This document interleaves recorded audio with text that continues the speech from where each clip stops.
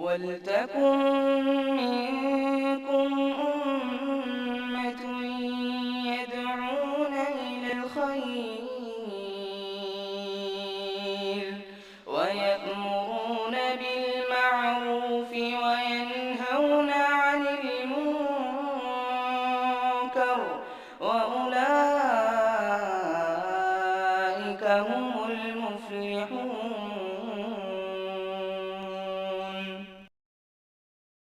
السلام علیکم ورحمۃ اللہ وبرکاتہ. ان الحمد للہ نحمده ونستعینه ونستغفره ونعوذ باللہ من شرور انفسنا ومن سیئات اعمالنا. من يهده الله فلا مضل له ومن يضلل فلا هادي له واشهد ان لا اله الا الله وحده لا شريك له وأشهد أن محمدًا عبده ورسوله. أما بعد فإن خير الحديث كتاب الله وخير الهدي هدي محمد صلى الله عليه وسلم وشر الأمور محدثاتها وكل محدثة بدعة وكل بدعة ضلالة وكل ضلالة في النار. محترم حاضرین، سامعین و سامعات، دوستو، بزرگوں، پردہ نشین، اسلامی رشتے کی مائیں اور بہنیں، سب سے پہلے میں آپ تمام حضرات کو رمضان المبارک کی آمد کی خوشخبری اور مبارکباد پیش کرتا ہوں، اور اللہ رب العالمین سے یہ دعا کرتا ہوں کہ اللہ تعالی اس پورے مہینے میں ہمیں اور آپ کو صحت و عافیت کے ساتھ رکھے، تاکہ ہم کثرت کے ساتھ اللہ رب العالمین کی عبادت کر کے اللہ تعالیٰ کے جنت کا مستحق ہو سکیں اور اپنی گردنوں کو جہنم سے آزاد کرا سکیں. اللہ رب العالمین کثرت سے عبادت کرنے کی توفیق نصیب فرمائے اور عبادتوں کو شرف قبولیت سے نوازے، تاکہ ہماری دنیا بھی بن سکے اور ہماری آخرت بھی سنور سکے. محترم حاضرین، رمضان المبارک کے اس مہینے میں اس کی آمد سے ہم کو اور آپ کو اپنی خوش نصیبی کا احساس کرنا چاہیے. کتنے ایسے لوگ ہوں گے جو اپنے دلوں کے اندر یہ ارمان لیے ہوں گے کہ ایک رمضان آئے گا، اس میں ہم اللہ کی عبادت کریں گے، لیکن وہ اس دنیا سے رخصت ہو گئے. اسی مسجد میں گزشتہ رمضان میں ہم لوگوں کے ساتھ بیٹھنے والے لوگ کتنے ایسے ہوں گے جو اس رمضان میں ہمارے پاس نہیں ہیں، یا لوگوں کے گھروں میں کتنی ایسی کرسیاں ایسی ہوں گی جس میں بیٹھ کر کے ڈائننگ ٹیبل میں ایک ساتھ افطار کیا کرتے تھے، لیکن اب اس رمضان میں وہ کرسی خالی ہے. اب اس کے بیٹھنے والے یا وہاں پہ رہنے والے موجود نہیں ہیں. اس چیز کا احساس ہم کو اور آپ کو ہمیشہ اپنے دل کے اندر رکھنا چاہیے کہ اللہ رب العالمین نے ہم کو اس لائق سمجھا کہ ہماری زندگی میں ایک مرتبہ اور رمضان المبارک اس نے عطا کیا، اور ہم کو موقع دیا کہ ہم اللہ رب العالمین کو ایک مرتبہ اور راضی کرنے کی کوشش کریں اور اس سے اس کے جنت کا سودا کر سکیں، اس سے جنت طلب کرنے کی کوشش کر سکیں. اس سلسلے کو اگر آدمی یاد رکھے، اپنے ذہن کے اندر اس بات کو تازہ رکھے، تو ہر وقت جب بھی برائی کرنے کا اس کا جی چاہے گا یا رمضان المبارک میں اس کے قدم بہکیں گے، تو وہ اپنے آپ کو سنبھال سکتا ہے کہ نہیں، ہم جو کام کر رہے ہیں یہ کام غلط ہے، ہم کو اس کام کی طرف نہیں جانا چاہیے. اس مختصر سی تمہید کے بعد اب آئیے ہم تفسیر کا آغاز آپ کے سامنے کرتے ہیں. جیسا کہ گزشتہ سالوں سے آپ یہ دیکھتے آئے ہیں کہ تراویح کی نماز کے بعد تقریباً آدھا گھنٹہ سے لے کر کے 40 منٹ تک کی ہماری یہ محفل سجتی ہے، اور اس میں تراویح میں پڑھی گئی آیتوں میں سے منتخب چند آیتوں کی تفسیر ہم آپ کے سامنے پیش کرتے ہیں. ہم اور آپ خوش نصیب ہیں اس حیثیت سے کہ اللہ رب العالمین نے اس مہینے میں قرآن سننے اور قرآن کے سمجھنے کا موقع ہم کو اور آپ کو نصیب کیا۔ قرآن کا سننا بھی ہے اور قرآن سمجھنا بھی ضروری ہے، کیونکہ اللہ رب العالمین نے فرمایا کتاب، اے اللہ کے نبی صلی اللہ علیہ وسلم، یہ ایک ایسی کتاب ہے انزلناہ الیک، جس کو ہم نے آپ کی طرف نازل کی ہے، مبارکن، بابرکت کتاب ہے، لیدبروا آیاتہ، تاکہ اس کتاب کے آیتوں کے اوپر آپ غور و فکر کریں۔ کتاب کی آیتوں کے اوپر غور و فکر کب کرے گا آدمی؟ جب اس کے معانی کو سمجھے گا، اس کے مطلب کو سمجھے گا۔ اور ہم اور آپ جو یہاں آدھا گھنٹہ 40 منٹ یا 45 منٹ تراویح کے بعد بیٹھیں گے، ہماری اور آپ کی خوش نصیبی کا کیا عالم ہے، اس کو جناب محمد رسول اللہ صلی اللہ علیہ وسلم نے بیان فرمایا۔ ہم میں کا کوئی آدمی چاہے تو اس فضیلت میں اپنا نام لکھا سکتا ہے، یا مسجد سے باہر جا کر کے اس فضیلت سے وہ محروم رہ سکتا ہے۔ فرمایا نبی صلی اللہ علیہ وسلم نے، صحابہ کرام کی مجلس بیٹھی ہوئی تھی، ایسے ہی مجلس، نبی صلی اللہ علیہ وسلم نے فرمایا کہ میں اگر تم میں سے کسی کو یہ کہوں کہ بطحان مدینہ سے تھوڑی سی دوری پر ایک پہاڑ ہے، پہاڑ کی وادی ہے، میدان ہے، دونوں طرف سے پہاڑ اور بیچ میں میدان ہے، اس کو کہتے ہیں وادی، کا وادی بطحان میں جائے اور وہاں سے ایک موٹا تازہ فربا اونٹ، جس کے کوہان بہت بڑے بڑے ہوں، وہ اونٹ لے کر کے آئے، بغیر کسی گناہ کے، بغیر کسی رشتے کو کاٹے ہوئے، بغیر کوئی قیمت دیے ہوئے۔ اگر میں یہ کہوں کہ جاؤ وہاں وہ اونٹ تم کو ملے گا، تو کیا تم جاؤ گے؟ صحابہ کرام سے اللہ کے نبی جناب محمد رسول اللہ صلی اللہ علیہ وسلم نے سوال کیا۔ صحابہ کرام نے کہا کیوں نہیں اللہ کے رسول، کون نہیں جائے گا؟ فری میں اونٹ مل رہا ہے، بغیر گناہ کے مل رہا ہے، اور کوئی رشتہ داری کاٹنے کی بھی بات نہیں ہے، کسی سے لڑائی جھگڑا کرنے کی بھی بات نہیں ہے، کوئی قیمت نہیں لگ رہی ہے، فری میں اونٹ مل رہا ہے، موٹا تازہ اونٹ مل رہا ہے، ہم کیوں نہیں جائیں گے لینے کے لیے؟ کہا سنو، تمہارا یہاں بیٹھنا اور اللہ رب العالمین کے کتاب کی ایک آیت سیکھنا اس اونٹ سے بہتر ہے، 2 آیت سیکھنا 2 اونٹ سے بہتر ہے، 3 آیت سیکھنا 3 اونٹ سے بہتر ہے۔ اور شارحین لکھتے ہیں، حدیث کے تفسیر کرنے والے لوگ، کہ نبی صلی اللہ علیہ وسلم نے ہم کو اور آپ کو سمجھانے کے لیے اونٹ کہا، ورنہ کتاب اللہ کے سامنے اونٹ کی کیا قیمت ہے؟ اس آیت کے سامنے، قرآن مجید کے سامنے اونٹ کی کیا قیمت ہے؟ ہمارے اور آپ کے عقل میں یہ بات آ جائے، اس وجہ سے جناب محمد رسول اللہ صلی اللہ علیہ وسلم نے یہ مثال ہم لوگوں کے سامنے پیش کی کہ اونٹ وہاں ملے گا۔ اب غور کیجئے کتنے خوش نصیب لوگ ہیں وہ جو مسجد میں بیٹھتے ہیں اور اللہ رب العالمین کے کتاب کی معانی اور اس کے مفہوم کو سمجھنے کی کوشش کرتے ہیں۔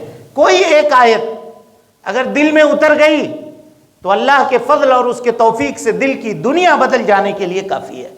ایک آیت، صحابہ کرام رضوان اللہ علیہم اجمعین کے سامنے جب اللہ کے نبی صلی اللہ علیہ وسلم ایک آیت کی تلاوت کرتے تھے تو ان کے دلوں کے اوپر ایسا اثر ہوتا تھا کہ ان کے دل کی دنیا بدل جاتی تھی، اس وجہ سے کہ وہ معانی کو جانتے تھے، اس کے مفہوم کے اوپر غور کیا کرتے تھے۔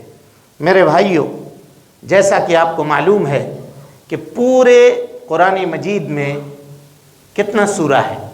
بتائیے۔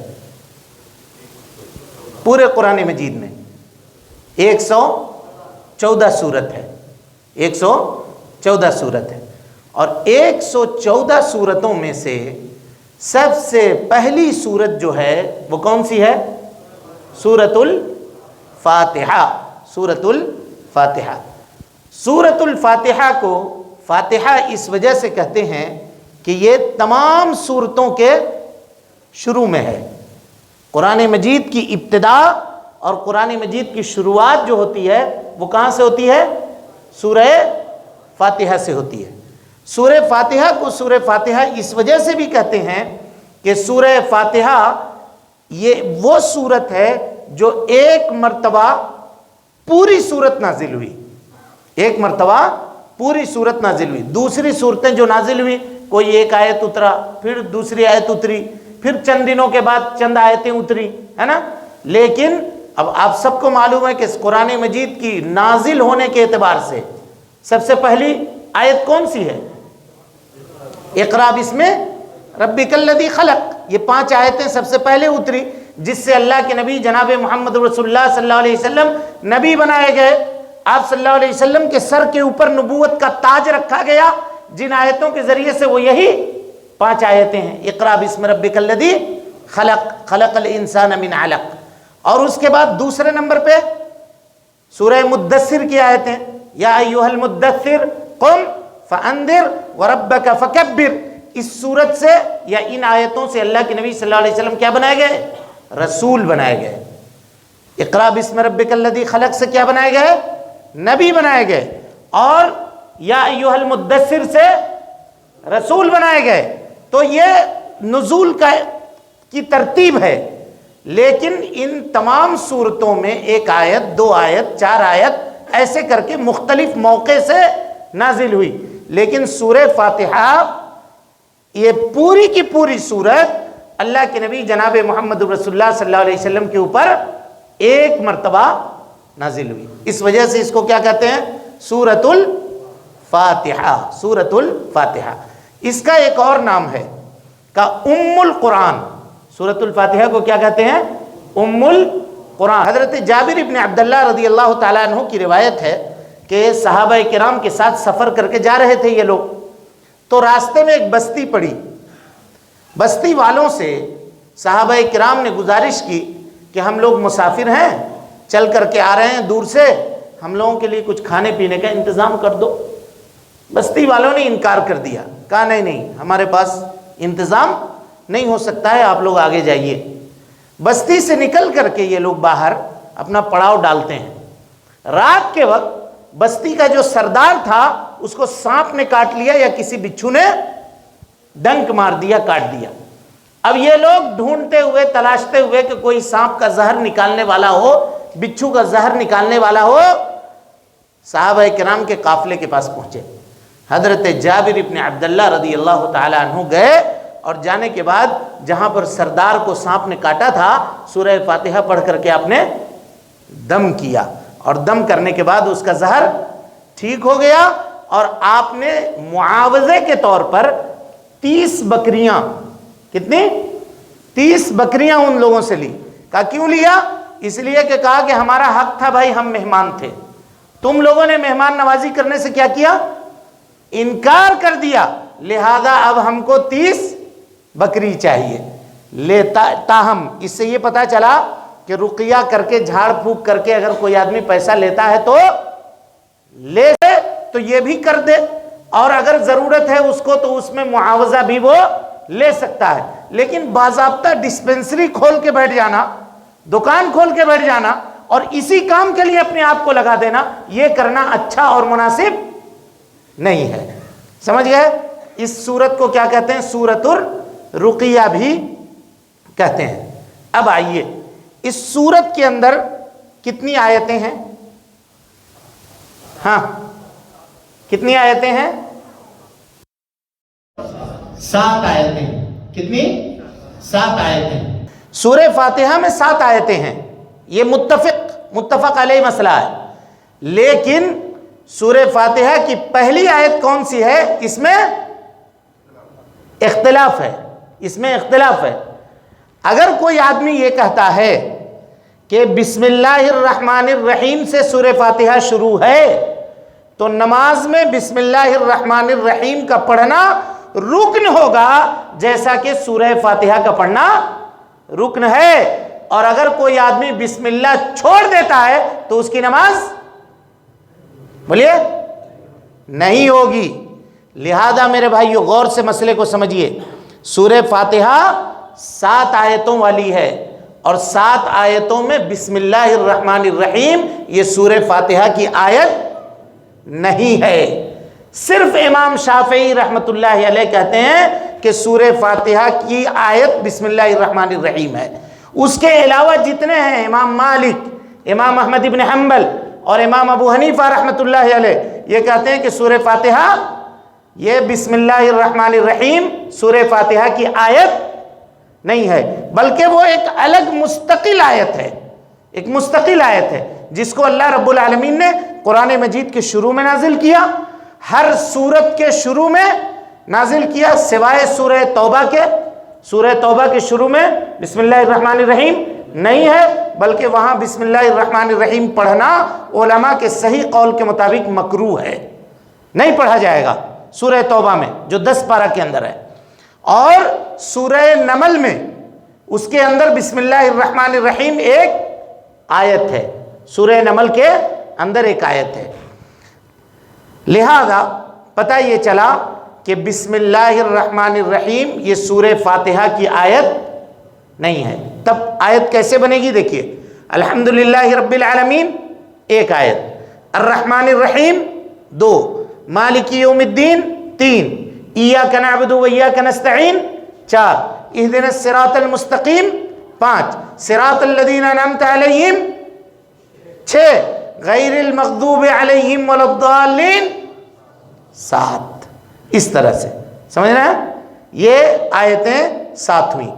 اب اگر کوئی آدمی نماز پڑھ رہا ہے، مسئلے کو سمجھیے غور سے، نماز پڑھ رہا ہے تو دعائے ثنا پڑھنے کے بعد، جس کو دعائے استفتاح کہتے ہیں، سبحانک اللہم ربنا و بحمدک و تبارک اسمک و تعالی جدک و لا الہ غیرک، یہ پڑھنے کے بعد کیا پڑھے گا؟ اعوذ باللہ السمیع العلیم من الشیطان الرجیم بسم اللہ الرحمن الرحیم، یا اعوذ باللہ من الشیطان الرجیم بسم اللہ الرحمن الرحیم، یہ دھیرے سے پڑھے گا اور اس کے بعد سورہ فاتحہ کی ابتدا کر لے گا، ٹھیک ہے؟ اس کے بعد اگر کوئی سورہ، غور سے سنیے گا، اس کے بعد کوئی سورہ اگر شروع سے پڑھ رہا ہے تو ٹھیک ہے، اس میں بسم اللہ پڑھے گا، لیکن اگر درمیان سے پڑھ رہا ہے تو اس میں بسم اللہ پڑھنے کی ضرورت نہیں ہے، چاہے نماز ہو چاہے نماز کے علاوہ ہو، چاہے نماز میں ہو یا نماز کے علاوہ ہو۔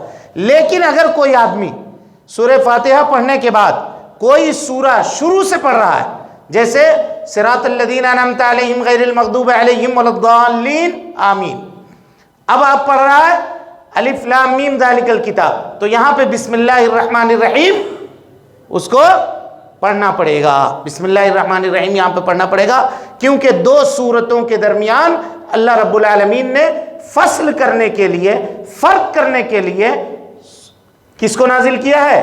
بسم اللہ الرحمن الرحیم آیت کو نازل کیا ہے۔ اب یہ بات سمجھ گئے کہ بسم اللہ الرحمن الرحیم جو ہے وہ سورہ فاتحہ کا جزء نہیں ہے۔ اس کو سمجھنے کے لیے ایک اور دلیل آپ کے سامنے دیتے ہیں تاکہ مسئلہ واضح ہو جائے۔ اللہ کے نبی صلی اللہ علیہ وسلم کی حدیث ہے، آپ صلی اللہ علیہ وسلم نے فرمایا، اللہ رب العالمین نے فرمایا، حضرت ابو ہریرہ راوی حدیث ہیں، کہتے ہیں کہ نبی صلی اللہ علیہ وسلم نے فرمایا کہ اللہ رب العالمین فرماتا ہے، کیا فرماتا ہے؟ قسمت الصلاۃ بینی و بین عبدی نصفین، اللہ کہتا ہے کہ میں نے صلاۃ کو، صلاۃ مانے نماز، اور یہاں پہ نبی صلی اللہ علیہ وسلم کہتے ہیں کہ صلاۃ سے مراد سورہ فاتحہ ہے، میں نے سورہ فاتحہ کو اپنے درمیان اور اپنے بندوں کے درمیان آدھا آدھا تقسیم کر دیا ہے، آدھا آدھا تقسیم کر دیا ہے۔ اذا قال العبد، جب بندہ کہتا ہے الحمدللہ رب العالمین، بسم اللہ کا تذکرہ نہیں ہے۔ اگر بسم اللہ سورہ فاتحہ کی آیت ہوتی تو اللہ کے نبی صلی اللہ علیہ وسلم کہاں سے ابتدا کرتے؟ بسم اللہ سے ابتدا کرتے۔ آپ صلی اللہ علیہ وسلم بسم اللہ سے ابتدا نہیں کر رہے ہیں، کہاں سے کر رہے ہیں؟ الحمدللہ رب العالمین، یہاں سے ابتدا کر رہے ہیں کہ جب بندہ کہتا ہے الحمدللہ رب العالمین تو اللہ کہتا ہے میرے بندے نے میری تعریف بیان کی۔ الرحمن الرحیم، میری بندے نے میری حمد و ثنا بیان کی۔ مالک یوم الدین، میرے بندے نے میری کبریائی بیان کی۔ ایاک نعبد، اللہ تعالیٰ کہتا ہے یہ میرے بندے کے لیے ہے۔ و ایاک نستعین، کہا یہ میرے لیے، یعنی 3.5 آیت اللہ کی تعریف میں، اور 3.5 آیت بندہ اپنے لیے دعا کرتا ہے، تب ملا کر کے کتنا ہوا؟ 7 آیتیں ہوئی۔ تو اس سے یہ پتہ چلا کہ بسم اللہ الرحمن الرحیم جو ہے وہ سورہ فاتحہ کا جزو یا سورہ فاتحہ کا پارٹ، سورہ فاتحہ کا حصہ نہیں ہے۔ اب اس کے بعد آئیے سورہ فاتحہ کی آیتوں کو دیکھتے ہیں۔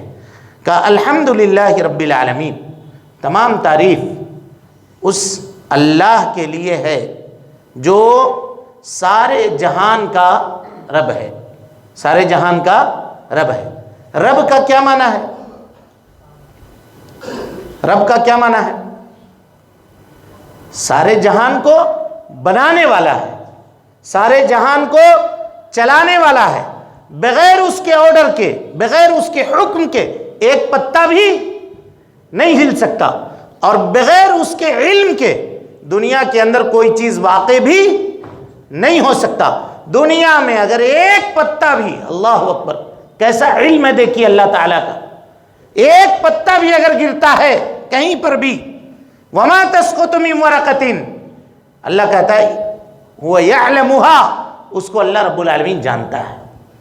ولا حبۃ فی ظلمات الارض، کوئی ایک دانہ چاہے رات کی تاریکی میں کیوں نہ ہو، خشکی میں کیوں نہ ہو، سمندر میں کیوں نہ ہو، الا فی کتاب مبین، اللہ رب العالمین کے علم میں وہ چیز محفوظ ہے، وہ چیز موجود ہے۔ کس طرح سے رب ہے اور کیسا مالک ہے، اس کا آپ اندازہ لگائیے۔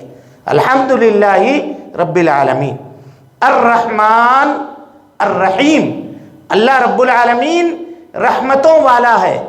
رحمان کہتے ہیں فعلان کے وزن کے اوپر، یعنی رحمتوں سے بھرا ہوا، رحمتوں سے بھرا ہوا، اور رحیم کہتے ہیں اس کی وہ صفت جس کے ذریعے سے وہ اپنے بندوں کے اوپر رحم کرتا ہے، اپنے بندوں کے اوپر رحم کرتا ہے۔ مالکی یوم الدین، روز جزا کا، دین سے مراد جزا، قیامت کے دن کا کیا ہے؟ مالک ہے۔ کون؟ اللہ رب العالمین۔ اب یہاں ایک سوال آپ سے کر رہے ہیں، جب اللہ نے کہہ دیا الحمدللہ رب العالمین، اللہ تعالیٰ تمام جہان کا رب ہے، تو پھر اللہ تعالیٰ یہ کیوں کہہ رہا ہے مالک یوم الدین؟ قیامت کے دن کا رب مالک ہے، جبکہ تمام جہان میں قیامت کا دن داخل ہے یا نہیں ہے؟ ہاں؟ الحمدللہ رب العالمین، رب العالمین میں سارے جہان کا رب ہے، تو اس میں قیامت بھی داخل ہے، یہ دنیا بھی داخل ہے، یہ دنیا سے پہلے کی دنیا بھی داخل ہے، اور اس کے بعد میں آنے والی دنیا بھی داخل ہے۔ پھر اللہ رب العالمین الگ سے یہ کیوں کہہ رہا ہے مالک یوم الدین؟ ہاں بولیے، یاد، قیامت یاد دلانے کے لیے؟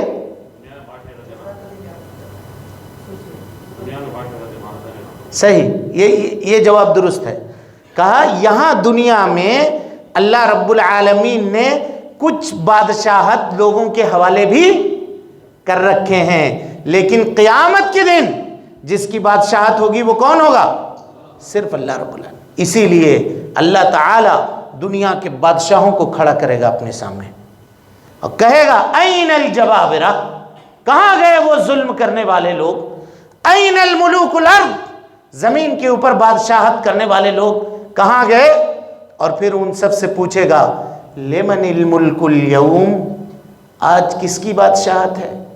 سب چپ رہیں گے، کسی کی زبان نہیں کھلے گی، خاموش کھڑے رہیں گے اللہ کے پاس۔ پھر اللہ خود جواب دے گا للہ الواحد القہار، آج صرف ایک اللہ کی بادشاہت ہے اور اس کے علاوہ کسی دوسرے کی بادشاہت نہیں ہے۔ اسی کو کہا مالکی یوم الدین۔ یہ تین آیت بندے کے عبادت کے قبولیت کا دار و مدار ہے۔ 3 آیت غور سے سمجھیے۔ کوئی بھی عبادت اگر ہم کرتے ہیں، کوئی بھی عبادت، چاہے نماز ہو، روزہ ہو، حج ہو، زکوٰۃ ہو، صدقہ و خیرات ہو، یہ 3 چیزیں، یہ 3 آیتوں کے معانی اس عبادت کے اندر پایا جانا ضروری ہے۔ کون کون سی چیز؟ دیکھیے، جب بھی عبادت کیجئے، عبادت میں اللہ رب العالمین سے محبت ہونی چاہیے، اللہ تعالیٰ سے محبت ہونی چاہیے، اور اللہ رب العالمین کا خوف ہونا چاہیے، اور اللہ رب العالمین سے امید ہونی چاہیے۔ یہ تین چیز اگر انسان کی عبادت میں نہیں پائی جاتی ہے تو اس کا عبادت قابل قبول نہیں ہے۔ کچھ لوگ آپ کو ملیں گے جو یہ کہیں گے ہم اللہ کی عبادت اس وجہ سے کرتے ہیں کہ ہم کو اللہ سے محبت ہے، بس ہم کو جنت بھی نہیں چاہیے، ہم کو جہنم بھی، جہنم سے ہم کو کوئی مطلب نہیں ہے، ہم صرف اللہ سے محبت کرتے ہیں۔ کیا اس کی عبادت درست ہوگی؟ بولیے، نہیں ہوگی۔ اور کوئی آدمی یہ کہے کہ ہم اللہ کی عبادت صرف اس وجہ سے کرتے ہیں کہ ہم کو جہنم کا خوف ہے، صرف اس وجہ سے کرتے ہیں، جیسا کہ خوارج کی عبادت ہے، ان کی عبادت بھی درست نہیں ہوگی۔ یا کوئی آدمی یہ کہے کہ ہم عبادت اس وجہ سے کرتے ہیں کہ ہم کو جنت کی طلب ہے، بس اور کچھ نہیں ہے، اس کی عبادت بھی درست نہیں ہوگی۔ الحمدللہ رب العالمین، یہ اللہ کی محبت کے اوپر دلالت کرتا ہے۔ الرحمن الرحیم، یہ اللہ رب العالمین کی رحمت اور اس سے امید کے اوپر دلالت کرتا ہے۔ مالک یوم الدین، یہ اللہ رب العالمین کے سے خوف کے اوپر دلالت کرتا ہے۔ جب بندہ یہ تینوں چیزیں کہہ لیتا ہے تو اس کے بعد اللہ نے کہا اب کہو ایاک نعبد، اے اللہ ہم تیری ہی عبادت کرتے ہیں، و ایاک نستعین، اور تجھی سے مدد طلب کرتے ہیں، تجھی سے مدد طلب کرتے ہیں۔ اب یہاں کوئی آدمی یہ کہے کہ اللہ کے علاوہ دوسروں سے مدد طلب کرنے کا کیا حکم ہے؟ بتائیے، بولیے۔ اللہ کے علاوہ غیر اللہ سے مدد طلب کرنے کا کیا حکم ہے؟ بولیے بھائی، شرک ہے۔ لیکن کوئی آپ سے یہ کہے کہ آپ تو کوئی مصیبت میں ہوتے ہیں تو کہتے ہیں اے بھائی آؤ ذرا مدد کرو ہماری، تو یہ شرک ہوا یا نہیں ہوا؟ کیوں نہیں ہوا؟ یہی تو لوگ کہتے ہیں کہ لوگ آج کہتے ہیں کہ اللہ کے علاوہ دوسرے سے مانگنا شرک ہے۔ صبح اٹھتے ہیں بیوی سے کہتے ہیں ناشتہ لاؤ، روٹی لاؤ، کپڑا لاؤ، تو یہ تو بیوی سے مانگ رہے ہیں، شرک ہوا یا نہیں ہوا؟ کیا جواب ہوگا؟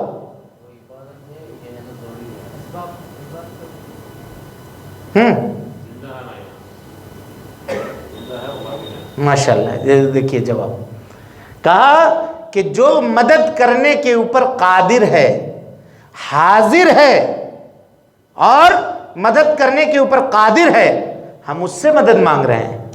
لیکن جو مزار میں چلا گیا، حاضر نہیں ہے، موجود نہیں ہے، ہماری فریاد کو سننے کے اوپر قادر نہیں ہے، اس سے مدد مانگنا وہ کیا ہے؟ وہ شرک ہے۔ اس کا بیان یہاں پہ ہے کہ اللہ ہم تیری ہی عبادت کرتے ہیں اور تجھی سے مدد طلب کرتے ہیں، تیری ہی عبادت کرتے ہیں، اس میں اخلاص آیا، تیرے علاوہ کسی دوسرے کی عبادت نہیں کرتے۔ غور سے سمجھیے، اب عبادت کس طریقے پر کیا جائے گا؟ یہ سوال ہے، کس طریقے پر عبادت کیا جائے گا؟ بولیے۔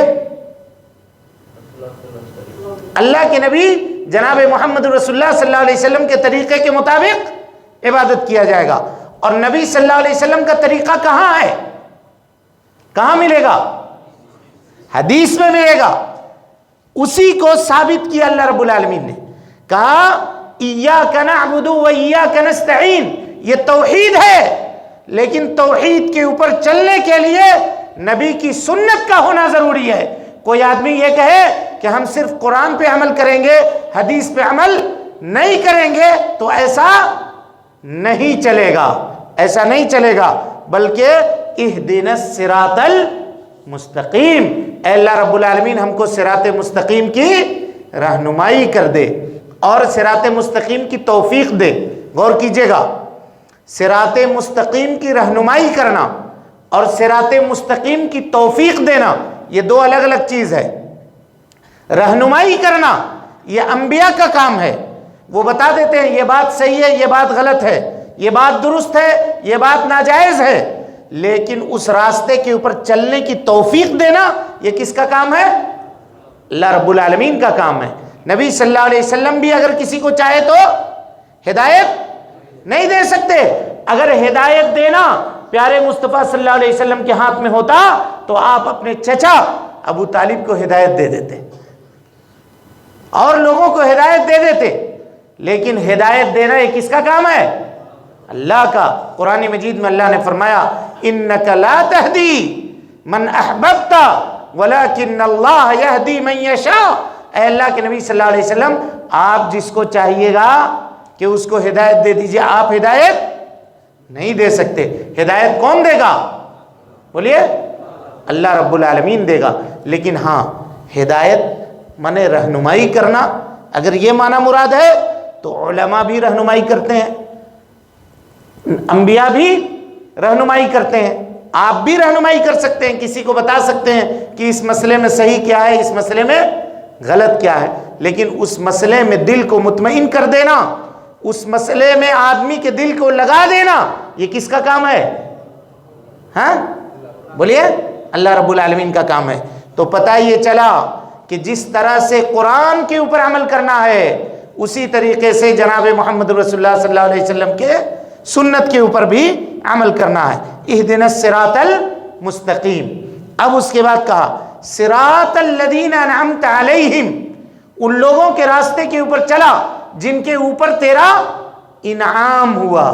تو کن کے اوپر انعام ہوا؟ ہاں من النبیین والصدیقین والشہداء والصالحین. کتنے لوگ ہیں؟ 4. یہاں سمجھیے گا ٹیکنک. اب کچھ لوگ کہتے ہیں کہ دیکھو اللہ تعالیٰ نے جو ہدایت بیان کیا وہ کتنے جگہ پہ بیان کیا؟ 4. اسی لیے چاروں مسلک کیا ہے؟ برحق ہے. اور مسلک کے اندر کی تقسیم بھی برحق ہے. چشتیہ، قادریہ، نقشبندیہ، سہروردیہ، یہ طریقہ چاروں طریقہ بھی درست ہے. بتائیے اس آیت سے یہ معنی لیا جا سکتا ہے؟ کیوں نہیں لیا جا سکتا؟ اگر نہیں لیا جا سکتا تو کیوں نہیں لیا جا سکتا؟ اس لیے نہیں لیا جا سکتا کہ کیا نبی یہ طریقہ بتلا کر گئے تھے؟ نبی کے زمانے میں یہ جو موجودہ مسالک کا ذکر کیا جاتا ہے یہ مسلکیں موجود تھیں؟ بولیے من النبیین. نبی جس راستے کے اوپر چلنے والے تھے وہ راستہ مراد ہے. سچے لوگ صحابہ کرام رضوان اللہ علیہم اجمعین جس راستے اور جس طریقے کے اوپر چلنے والے تھے وہ طریقہ مراد ہے. ہاں کسی کی بات، نبی کی بات اور صحابہ کرام رضوان اللہ علیہم اجمعین کے بات سے مل رہی ہے فبہا والنعمہ، ہم اس کو قبول کرنے کے لیے تیار ہیں. لیکن اگر کسی کی بات جناب محمد رسول اللہ صلی اللہ علیہ وسلم کے بات سے نہیں مل رہی ہے، چاہے وہ کوئی بھی کیوں نہ ہو، کتنا بڑا کیوں نہ ہو، ہم اس کی بات قبول کرنے کے لیے تیار نہیں ہے. یہ منہج ہے، یہ مسلک ہے جس کو اللہ رب العالمین نے سورہ فاتحہ کے اندر واضح طور پہ بیان فرما دیا. صراط الذین انعمت علیہم غیر المغضوب علیہم ولا الضالین. غیر المغضوب علیہم ولا الضالین، ان لوگوں کے راستے کے اوپر نہیں اے اللہ جن کے اوپر تیرا غضب ہوا. کون لوگ ہیں جن کے اوپر اللہ کا غضب ہوا؟ یہود. کیوں غضب ہوا؟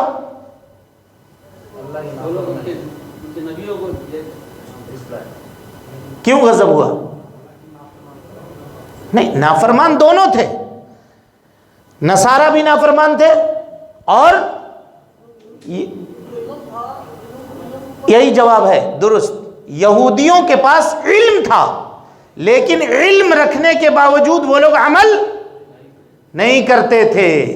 علم موجود تھا لیکن ان کی مثال اس گدھے کی طرح سے تھی جس کے اوپر آپ توریت نازل لاد دیں، بخاری لاد دیں، مسلم لاد دیں، قرآن مجید اس کے پیٹھ کے اوپر لاد دیں اور وہ گدھا چلتا چلا جائے، اس کو معلوم نہیں ہے کہ میرے پیٹھ کے اوپر کیا لدا ہوا ہے. مثل الذین حملوا التوراۃ ثم لم يحملوها كمثل الحمار يحمل اسفارا. اللہ رب العالمین نے ان کی مثال دی ہے کہ جن کو توریت دیا گیا تھا وہ توریت کو اپنے کندھے پر اس طرح سے اٹھانے والے تھے کہ جیسے گدھا اپنے پیٹھ کے اوپر کتاب کو اٹھایا ہوا ہوتا ہے. مثل الذین حملوا التوراۃ کمثل الحمار یحمل اسفارا. لہذا یہود کے اوپر کیا ہوا؟ اللہ رب العالمین کی بولیے غضب ہوا. اور نصارہ ان کے پاس علم نہیں تھا، بغیر علم کے یہ کیا کرتے تھے؟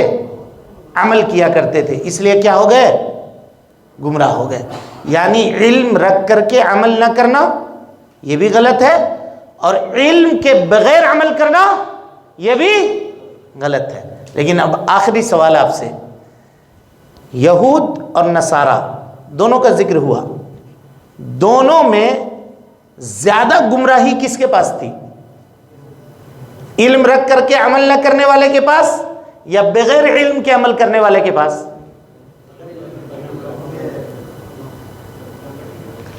یعنی یہود زیادہ گمراہ تھے یا نصارہ زیادہ گمراہ تھے؟